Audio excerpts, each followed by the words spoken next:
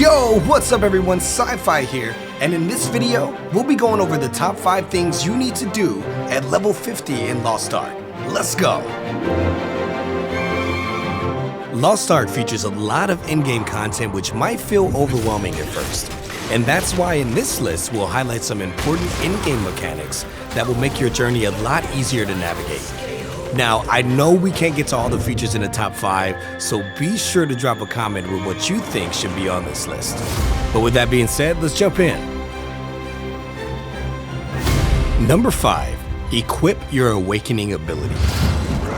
Once you reach in-game, you may notice a new skill at the bottom of your combat skills menu. This skill is your class's awakening ability. In order to unlock this skill, you'll need to carry out the necessary guide quests, which will be in your quest journal under the guide tab. Carrying out the first mission will unlock your awakening ability, granting you the opportunity to use this powerful skill during battle. Each class has 2 different skills, and you're able to equip one at a time in your V ability slot. To unlock both of these, you'll need to complete each of the necessary guide quests. Think of the awakening skill as your class's ultimate ability, but keep in mind that the skill can only be activated with the use of chaos shards. Chaos shards can be obtained by purchasing them from a general goods NPC in any major city.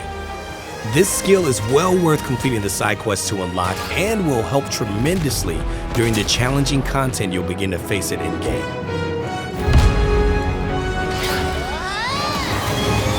Number 4. Learn and use engravings. Next up at number 4, we're going to talk about learning and using your engravings. Engravings are one of the most important mechanics in Lost Ark, and they are special effects that can be applied to accessories and ability stones. Using engravings can improve unique abilities for your character like Crisis Evasion, which enables you to become invincible for 3 seconds, or Contender, an ability that increases your attack power for 15 seconds. Engravings can be found randomly on the armor you obtain when looting, and when worn will increase your effect in each category. Custom engravings can be applied to your character's rings and require you to find and read recipe books in order to apply them. These recipe books are found when completing in-game content such as raids or dungeons. To completely learn a recipe, you will need to collect and read 20 books to gain access to applying that particular engraving. One great thing about custom engravings is that once unlocked, they apply to all of your characters on your roster. Number 3, faceting. Faceting is a mechanic that goes hand in hand with engravings and is the process of cutting an ability stone to activate its engravings.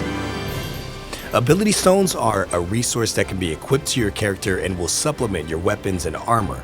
And they can be applied to your character after the faceting process and will increase your max HP, as well as apply 2 random engraving effects and 1 negative effect. Once found, you'll need to visit an ability stone cutter in any major city for faceting before you can equip it. Once the process begins, a window will appear showing the stone's engravings and a hammer icon. All you need to do is click the hammer and spend some silver, and eventually you'll cut the engraving onto the stone. Once completed, you can equip the stone, gaining its benefits. And faceting will be key to increasing your character's vitality, a stat that will give you the upper hand when battling aggressive in-game mobs and bosses. Number 2, check out an abyssal dungeon. The number 2 thing to do once you reach level 50 is to check out an abyssal dungeon.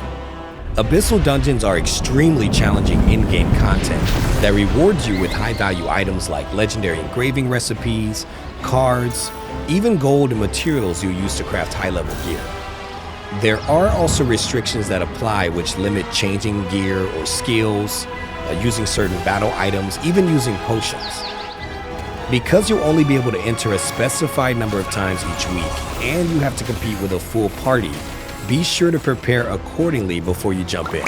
And also, if you'll be using the matchmaking feature to find a party, or if you even already have your own, keep in mind how key communication is. So whether it's voice or text chat, you definitely want to have access to relaying important callouts to your group. This is what will make your run one you want to run back when you're finished. And the number one tip on today's list is to complete your guide quests. Now, I know a lot of you power through the game to get to the in-game content, which is okay to do.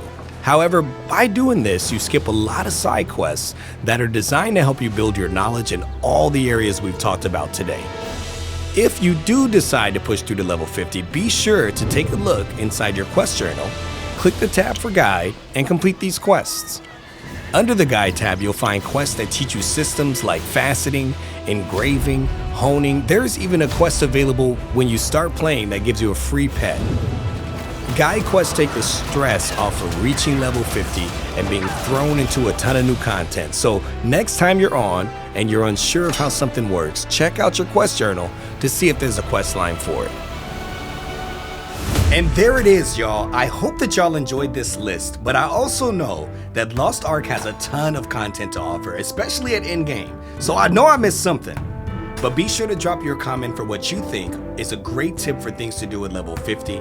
Also, be sure to find our weekly streams over at twitch.tv/Play Lost Ark. And you can stay up to date for all things Lost Ark on Twitter under the username Play Lost Ark.